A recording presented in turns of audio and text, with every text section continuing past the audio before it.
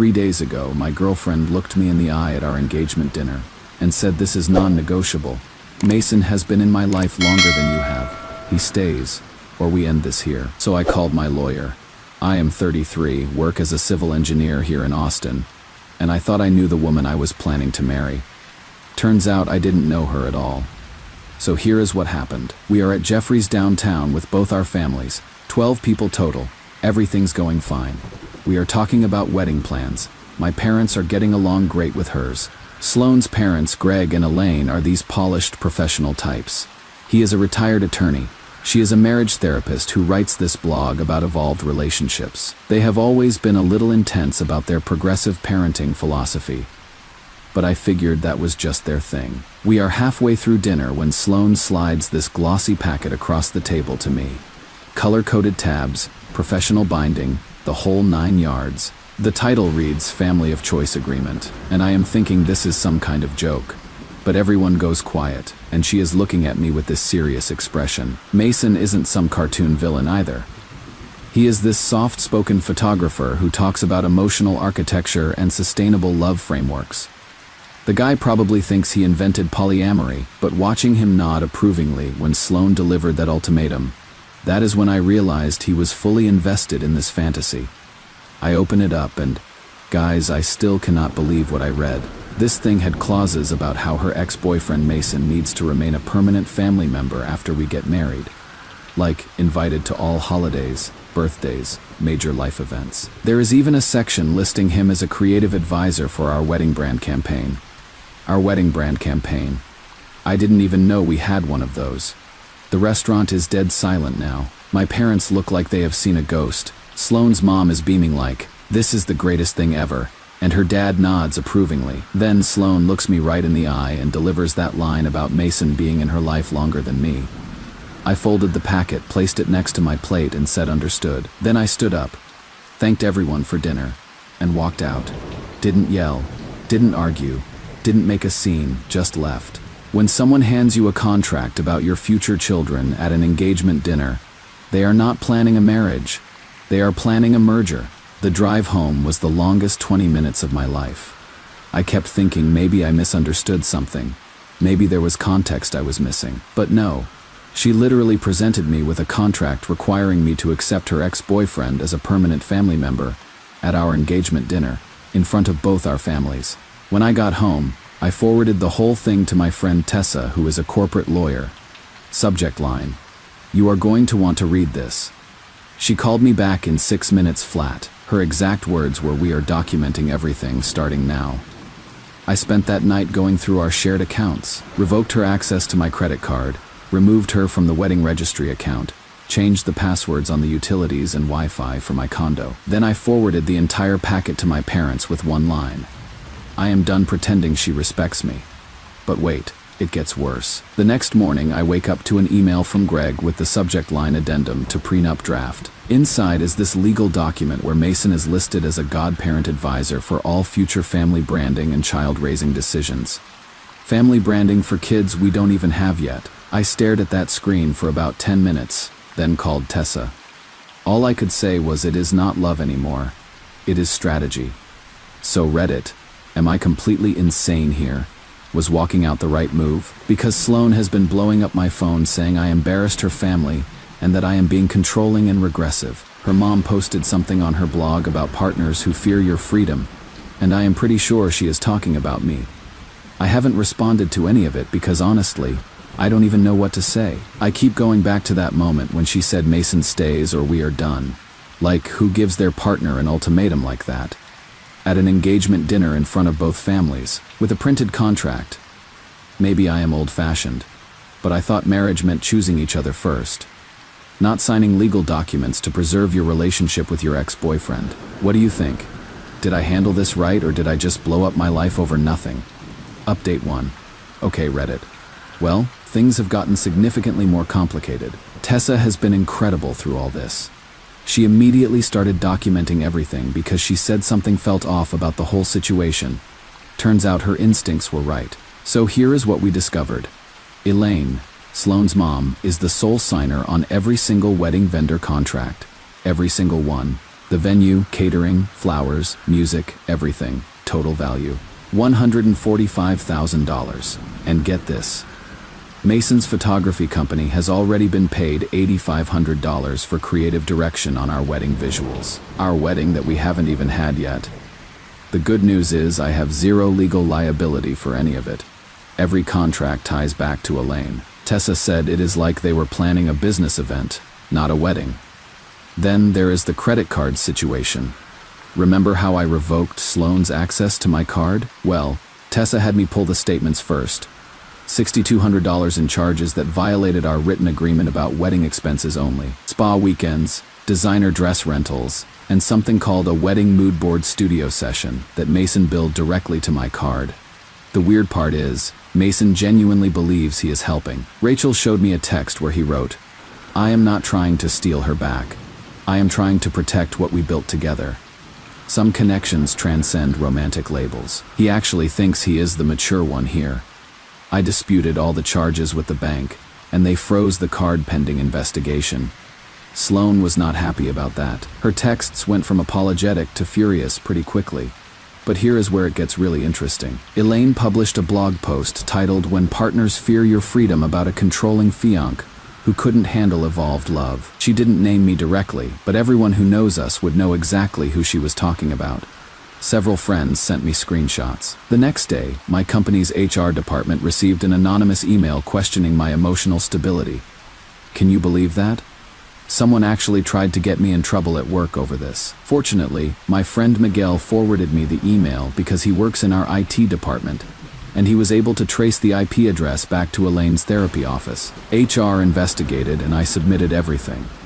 The ultimatum document, the prenup addendum, screenshots of the blog post, the whole timeline. They quietly dismissed the complaint and actually commended me for handling a personal situation professionally.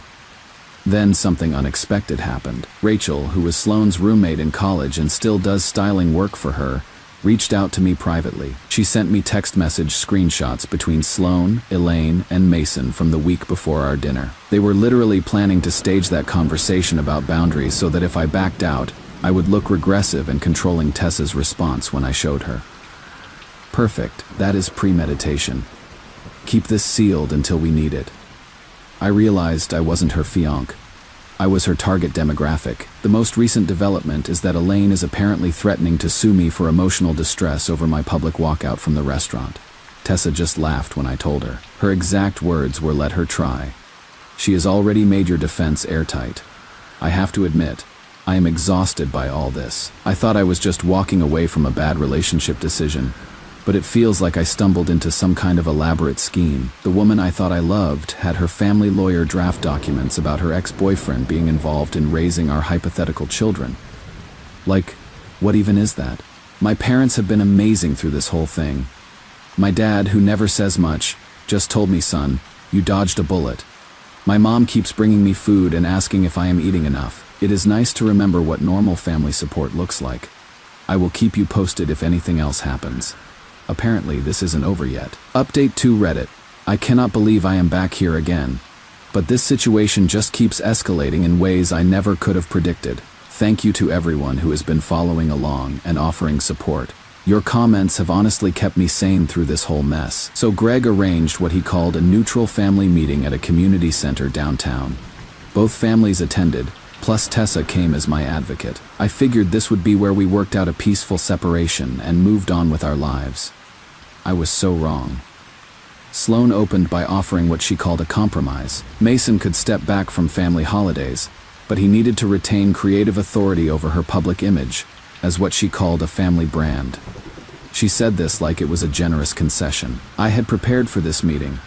Tessa helped me put together a presentation, and I brought a projector. I showed everyone the text messages Rachel had given me proving they planned the whole dinner stunt. I showed them the invoices proving payments to Mason's company from wedding funds, the bank statements showing misuse of my credit card, the prenup addendum listing Mason as a godparent advisor. Greg's composure completely broke. This calm professional attorney started raising his voice, saying the Whitakers would not tolerate defamation. Tessa leaned forward and said very quietly, "Defamation requires falsehood. We have receipts." That is when Elaine started crying and talking about how they just wanted to create a new model for modern love, how they were trying to show the world that families could be chosen and expanded beyond traditional boundaries, how I was destroying something beautiful because I was threatened by their emotional evolution. The meeting ended with no resolution. Both families left angry, but here is where this story takes a turn I never saw coming.